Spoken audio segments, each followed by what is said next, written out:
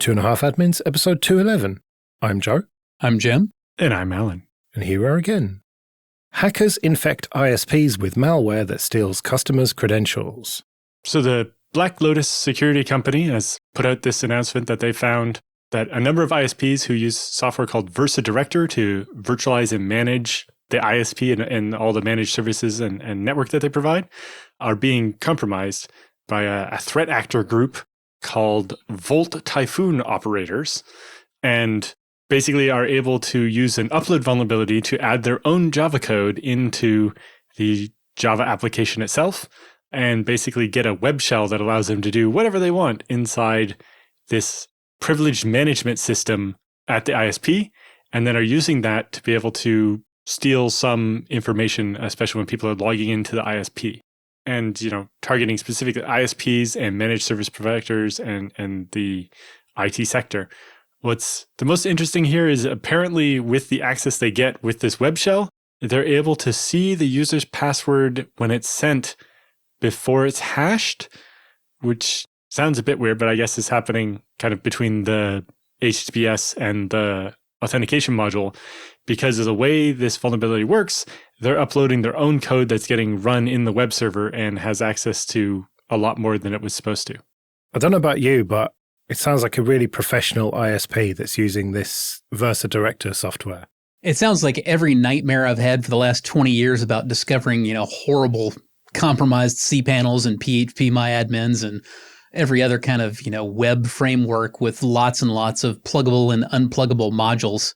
Things never seem to go very well when you try to replace command line administration of really complex systems with like one really easy web-based framework that you can put any half-trained monkey in front of and they can do what they need to do. Yeah, except for replace all that reliable PHP with Java and the Tomcat web server and let it load random Java provided by the operator. I mean, this was just ripe for state actors to come and compromise, wasn't it? Not just state actors. I'm pretty sure you don't need to be that sophisticated to compromise this software. I'm probably going to make some enemies saying this, but every time I come across Tomcat in the wild, I'm like, oh God, here we go again. I'm sure there are some well-architected, well-designed applications that perform quite reliably that are designed to be deployed with Tomcat, but whatever those things are, I haven't seen any of them yet. And even if they are, I'm still putting Nginx in front of it to deal with the crap that comes from the internet and only send the stuff that seems okay through to the Tomcat. So what's really interesting here is apparently they're after stealing the credentials of the users. I don't know if that's to gain access to whatever services the ISP is providing. It's unclear if this MSP stuff goes beyond just, your connection to the internet. Because I realize, compared to my old, PPPoE DSL, with my current cable connection, my modem doesn't log into my ISP. It's just got, a provision config from the ISP that authenticates it. And there aren't really any credentials to steal there. And if somehow they were getting, my account when I log in, all they're getting is whatever I have at the ISP. But I'm guessing, a lot of end users are reusing passwords because they don't use a password manager or Diceware or whatever. And so if you do manage to get their email address and password, then maybe you can use that to compromise other things of theirs, not just what's at the ISP. But it doesn't seem like stealing credentials of users is that useful. If you've already compromised the ISP to this degree, you probably wouldn't need the user's credentials to get into whatever it is the ISP has.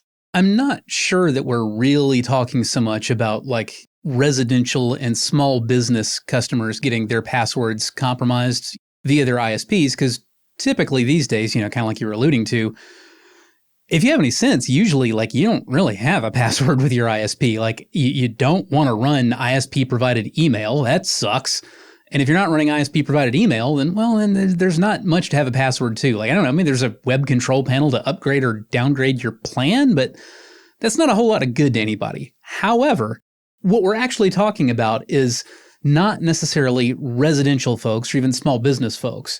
What the researchers said was that at least 4 US-based ISPs were compromised with malware that steals credentials used by downstream customers. Now, to me, that implies considerably larger customers, and we may actually even be talking in some cases about other ISPs that are simply, riding the layer 0 of the bigger ILEC behind them. And if we look further at the history of compromise of Versa Director and where it's been used, we're not only talking about ISPs here. Volt Typhoon, the organization that the researchers are pretty sure is behind this particular compromise, has been building a footprint in all kinds of critical infrastructure organizations, not just ISPs. They have been working on getting footholds in comms, energy, transport, water, wastewater, the typical nation state, shotgun blast, where they're just trying to get hold of everything they can use to absolutely wreck another country's day. So what the actual end goal here is and, what's been compromised above and beyond essentially the grid, for lack of a better term, of these major ISPs themselves, it's difficult to say. And I think it might even be a little bit of a red herring. The real wake-up call is probably that, this is yet another way that nation-state actors are getting hold of alarmingly large pieces of infrastructure that they then have the option to wreck. The company behind Versa Director says that it appears that this happened by the attackers being able to connect to the magic port 4566, which Versa provides to do high availability between two of their nodes. And so with access to that port, you can do a lot more than you're supposed to. You're basically pretending to be another one of those Versas. And, they're like, we published firewall requirements back in 2015 that are, supposed to stop anybody else connecting to that except for the other side of the HA pair. It's not our fault you exposed it to the internet. It's like, well, that may be somewhat true. You really could have done a better architecture rather than just, we're opening port 4566, and if you don't firewall it off, then everybody can take over your shit. Kind of reminds me of MySQL in the late 90s, when MySQL and Microsoft SQL Server both would just deploy wide open to anybody who could possibly touch them. And as a result, we had issues like Blaster and Code Red. So the more sensible approach is instead to say, no, we're going to deploy this listening on nothing but localhost. Rather than saying it is on you, the administrator, to firewall off these ports from places that shouldn't have access to it, we say it is on you, the administrator, to poke a hole in this to allow things that should be allowed to touch it. That's by far the more sensible approach. Veering off to the side a little bit, I also would like to point out that the researchers determined that the vast majority of these attacks were being carried out from compromised home and small office internet routers. So, you go down to the big box store and you buy your Netgear or your D-Link or your whatever, and you throw it in front of your home or your office and you never touch that thing again. Well, guess what? You could be participating in destroying the infrastructure of your own company.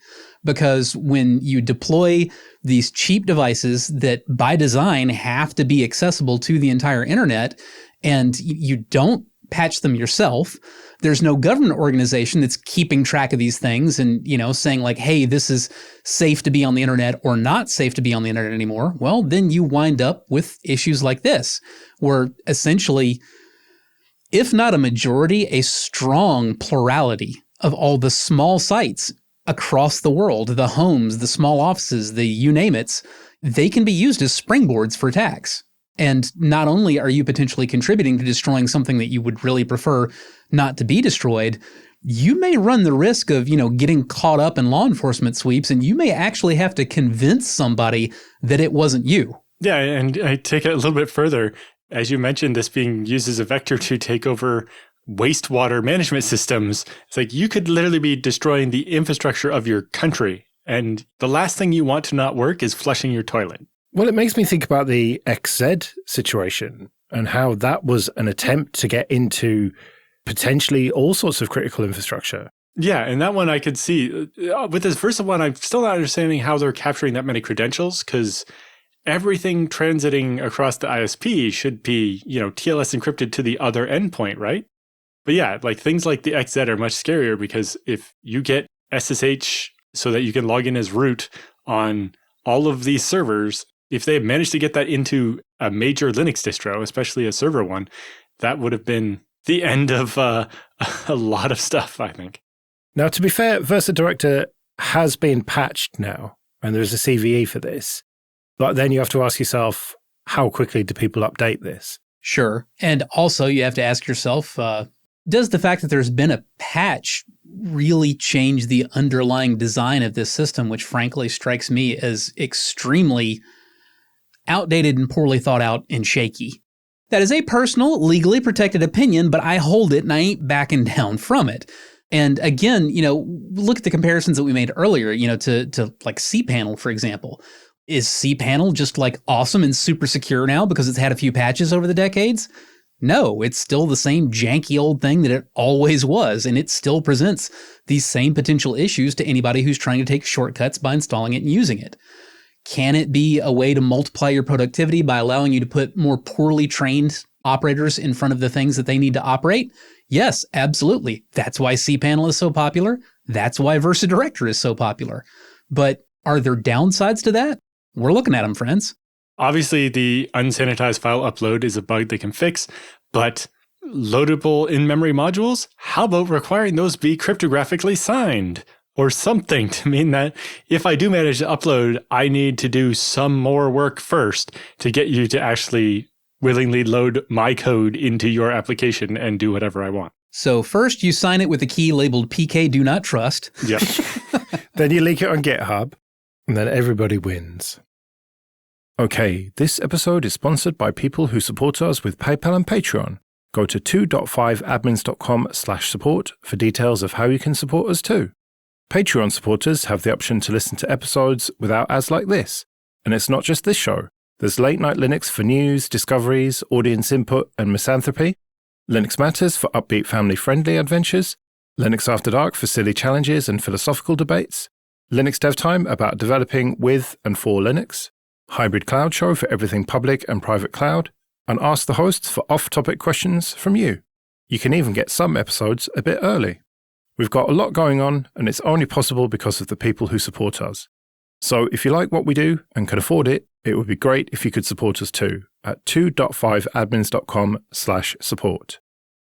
Debate over open source AI term brings new push to formalize definition.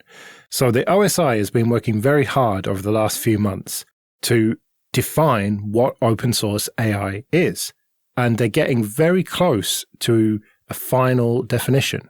And it's about time. I've been calling for this for at least a year or two. I know I've called for it before on this show. I've said, there really is no such thing as open source AI because there's no source code to a model, especially not something as big and complex as a large language model. We don't actually understand all of how it works. Nobody programmed it. It was trained on a data set. For it to be properly open source, you would need to not only have an open source code framework for interacting with it, you would not only need to have open sourced the original untrained model, you would also need to open source the entire data set that the model was trained with, as well as any procedures and practices you used along the way as you were training it, which is typically not very simple. Because yes, you start out by training a model, especially a large complex one like an LLM. You start out by training it essentially on as much of the internet as you can possibly get your hands on, good or bad. You're not really doing much to validate the quality of that data. You're just fire hosing it at the model. When you do this, you will discover that the model has gotten some really terrible ideas from all this bad data that you've fed it.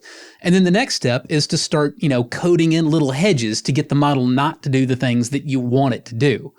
But if you're getting out of this is an incredibly complex and difficult to reproduce procedure that nobody to date has really even been trying to make this kind of reproducible, well, we're on the same page. Yeah, and part of the problem came from things like Facebook's Llama 3, while freely available, isn't technically open source because it has a bunch of restrictions on how you can use it and distribute it and so on. Yeah, so it's not open source at all. Yeah. Yeah, it still wouldn't be open source even without the license restrictions because you don't have access to the source. There is no source. It's open object.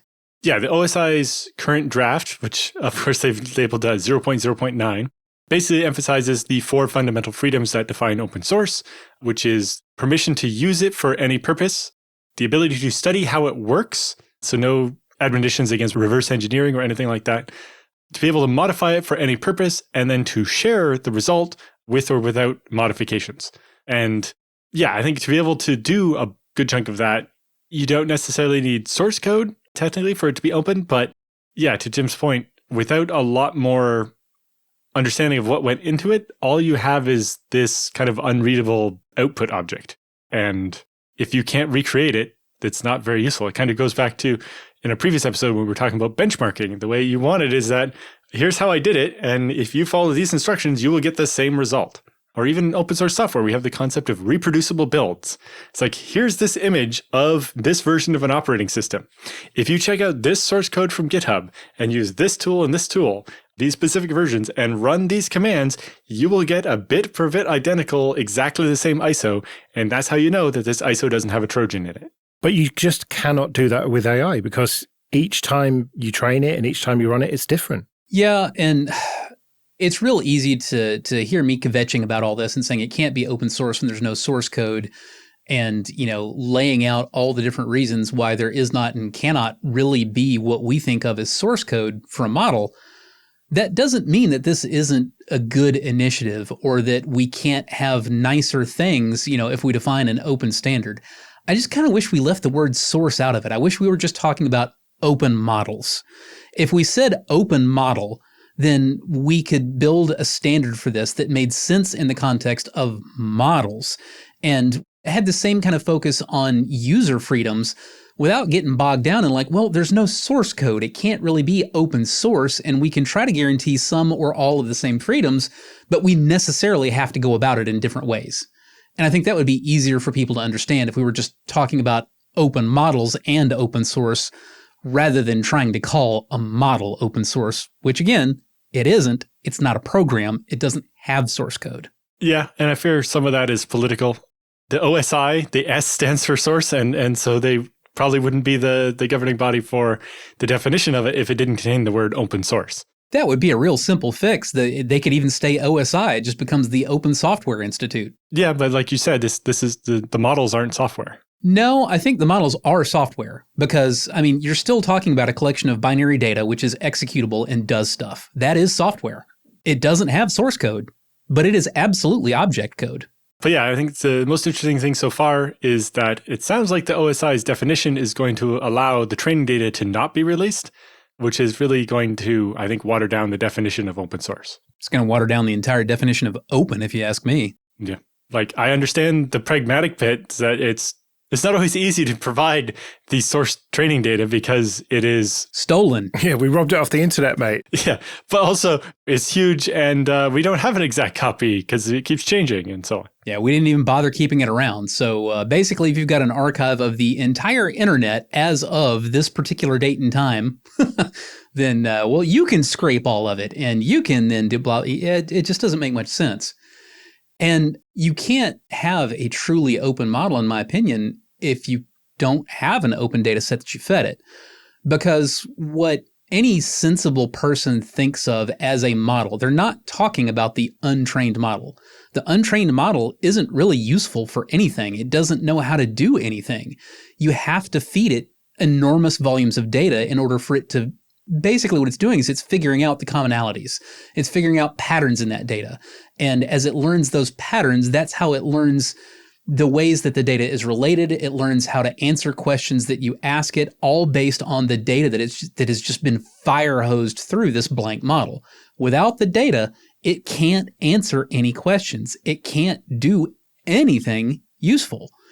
In a very real sense, the model is kind of the least important part, the base model, the untrained model. The data itself is arguably considerably more important.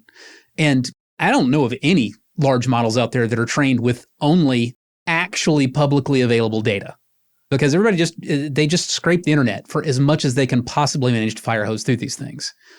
And the other issue, of course, is that there's not much in the way of quality control there either, because the way this is done is not, okay, so first we scraped the entirety of Reddit, and then we removed all the obviously racist, sexist, transphobic, and just plain stupid nonsense, and then we fed what was left to the model. Nope, that's not how it works. You feed the model all of Reddit, and then you try to address some of the bad habits and ideas it got from doing that. Yeah, I think the clearest thing to understand is that in the end, these models are basically a type of lossy compression. You're feeding in the whole internet and storing a much smaller result of that, but in a way where you can't go back to what the original inputs were. And nobody's actually storing all of the inputs they feed the model, because it would require massive amounts of storage. And Nobody seems that interested in being able to recreate the same model because even if you fed it the same data, it might not actually interpret it all exactly the same way in the end. At some point, I think we're going to have to figure out how to handle the data sets that we've trained these models with better. Rather than just fire hosing as much of the internet as we can get our hands on at them, we're going to have to start limiting that to valid data, to already tested data, to things that are good that we would like it to learn. We need to raise these models more like we raise children in an ideal household, rather than, like if you were just chucking kids out onto the street till they were 18 and, well, then we'll fix whatever they picked up that we don't like, we'll fix it then after they turn 18. That's not really how it works. I'm not trying to over-anthropomorphize these things. I'm just saying this isn't a problem that we can hand wave and just expect it to go away. You can't just train an AI to curate the data set for the next AI because you haven't fixed the problem. You're just kicking the can down the road a little bit because that AI that you use to curate the data set for the next AI, well, guess what? You trained it on garbage data and you still don't really know all the reasons it's doing all the things it's doing. And the final thing that I'll mention about why we have to learn how to curate these data sets is the incest problem. We're already seeing massive issues with newer versions of models that have been trained on data sets that include large amounts of data produced by generative AI models. And when that happens, essentially, and again, this is an over-anthropomorphization, but it's reasonably accurate, they go insane. It turns out they actually need a direct connection to actual human output in order to communicate with humans sanely. If you let them go generation on generation of training on their own data, they diverge from the way humans think, and their output is not something that humans find useful. Let's do some free consulting then. But first, just a quick thank you to everyone who supports us with PayPal and Patreon. We really do appreciate that. And if you want to send in your questions for Jim and Alan or your feedback, you can email show@2.5admins.com. Paul writes, recently, I heard someone say that VPNs are not a security measure and that you should never log into critical infrastructure from the open internet. I think he meant services like NordVPN, but the bit about critical services makes it sound like he includes corporate VPNs or home lab access. I'm currently using a WireGuard VPN to log into my LAN, OpenSense on a NUC behind a provider Fritzbox, and I consider it a way to secure my access. Secure as in, if the key is not known, nothing should be able to get through the port or compromise the router. What are your thoughts on this matter? I would definitely say if you're using something like NordVPN, using that to access critical infrastructure may actually be exposing you to more, not less. Definitely exposing you to more, not less. And the critical infrastructure you're accessing shouldn't be exposed to the open internet. You should have to use the VPN to reach it like you've done for your home lab. Exactly. It would be, frankly, pants on head silly to say that a proper VPN, not like I throw $5 a month at some shady company to give me a VPN connection to access the internet with, but a point-to-point VPN, it would be just pants on head crazy to say that's not a security measure. That's like saying SSH isn't a security measure. Well, obviously it is. Like, you can't get in if you don't either have key and or passphrase, or you have an unpatched vulnerability on the service. Because yes, the service's whole point is keeping you the hell out if you don't have the right things in order to get in. And that's what a VPN does. The major difference between something like a VPN and just running SSH is that you have fewer options to get in on the VPN. With SSH, you could have password access, you can have key access, you can have passphrases on the key or not have passphrases on the key, yada, yada, yada, yada. And if you've allowed password access, then you have to worry about the users picking stupid passwords problem or reusing passwords, etc. Well, if you're running a VPN, your user no longer has the option to be stupid because you're not asking them to pick something they can easily remember, like, the last four of their social security number. You're not asking them anything at all. You're like, here's your key. And that key is unique. It's not reused anywhere else. It's not something you can just guess. That's assuming they're using WireGuard. If they're using some other VPNs, those often just do use a username and password and might be weak and using the same single sign-on and so on. Yeah, we are speaking specifically of WireGuard here. The same thing would apply to OpenVPN, essentially any key-based VPN. And I would argue that if you're using something you're calling a VPN and it allows you to authenticate with nothing but a password, I don't know that I'd call that a VPN, honestly. IPsec is a VPN? Sure, but you don't normally connect to IPsec VPNs with nothing but a password. Usually it's a username and password and a pre-shared key, maybe. Yeah. But the key is just a second password in that case. Like the keys are not anything like a WireGuard key, right? Because IPsec is terribly old. I will freely admit it's been a decade or two since the last time I touched IPsec, but I used IPsec extensively in the late 90s and early to mid 2000s. And every time I ever touched it, there was a pre-shared key that was a giant block of randomly generated garbage. It seems to me that there's a confusion here between a VPN, as in you watch Netflix in another country, NordVPN type VPN, and a WireGuard Tailscale type VPN. Yeah, or just a corporate VPN. I think that is part of where this is coming from. And almost, I wonder if they misheard, like, while VPNs are not a security measure, especially, things like NordVPN aren't going to stop people from hacking you and so on, like the commercials try to say sometimes. Sometimes. But at the same time, when you say you should never log into critical infrastructure from the open internet, probably yes, but also that critical infrastructure shouldn't be open to the open internet. Yeah, like a Nextcloud server, for example. Say you've got a Nextcloud server on your LAN. That should not be exposed to the internet. You should not be able to go to that and put in your username and password and log into it from anywhere in the world. You should have to go through a layer of VPN first. Yeah, in most cases, I would argue even if you've gone a step beyond that and your Nextcloud instance is running at, Linode or DigitalOcean or, wherever, you still probably shouldn't be exposing it to the open internet. You should still probably be requiring WireGuard to get in because vulnerabilities do get discovered in services like that. If you are not a professional sysadmin and also a professional sysadmin who is specifically focusing on things like Nextcloud deployments, the odds are pretty good that you might miss it when a CVE drops. And if it's layered behind WireGuard, it's not really going to hurt you because just you and the people who are supposed to get into it to begin with can touch it. But if you've allowed the authentication module for Nextcloud to be accessible from the entire open internet, and it turns out that there's a bug in that authentication procedure, much like anybody who's used the Roundcube email client. Roundcube went through like a decade where there was a new compromise on Roundcube that did not require any prior access. Like you didn't have to have a working username and password. If you could touch the login page, you could break into it. For like a decade, they just had bug after bug after bug like that, which didn't bite me because I wrapped it behind a second factor. So nobody could actually touch the login page if they weren't supposed to be there in the first place. That's what the VPNs are for. Again, I would argue that something like a NordVPN, the thing is, it's not a VPN between you and the internet. It's a VPN in between you and NordVPN's endpoint. So you're encrypted from there to there, but then once you hit the rest of the internet, you're just as unencrypted as you ever were.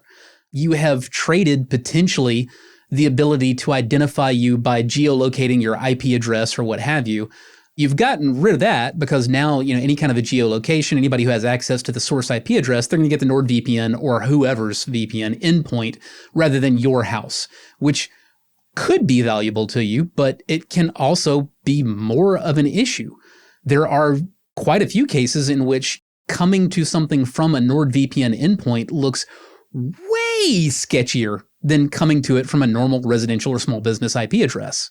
So this idea that these cheap, kind of crappy little, end user targeted VPN services, the idea that they are a security service, I'm 100% on board with saying that's wrong. They're not, period. They are not making you more secure. They may anonymize you to some degree, or they may draw more attention to you in other degrees, and they may allow you to bypass geolocation barriers. That's it. Yeah, I almost feel like we need a different term for those services because they're really not a virtual private network, right? The idea of a VPN is you're extending your LAN over the internet with this virtual private circuit. And when you WireGuard back to your house or to your Linode so that it's part of your home LAN network, that makes sense. But when you're using a service like NordVPN, your virtual private network is between you and what? The internet? Then that's not a private network. The internet is not a private network. The one sense now in which I will say, yes, something like NordVPN or any of the millions of other providers out there is a proper VPN is if your security concern is your ISP, because your ISP is the potential attacker in the middle. And yes, a NordVPN or any other commercial VPN service will get you out of that potential issue because everything that your ISP can see is encrypted with a key that it doesn't have. In that sense, yes, it's a proper VPN. But if you're worried about literally anywhere else in the world other than your own ISP, Nah, fam, it is not really a VPN. It is not securing your traffic. It's possibly anonymizing it to some degree. Maybe not. Right, well, we'd better get out of here then. Remember, show@2.5admins.com if you want to send any questions or your feedback. You can find me at joelrest.com/mastodon. You can find me at mercenarysysadmin.com. And I'm at Alan Jude. We'll see you next week.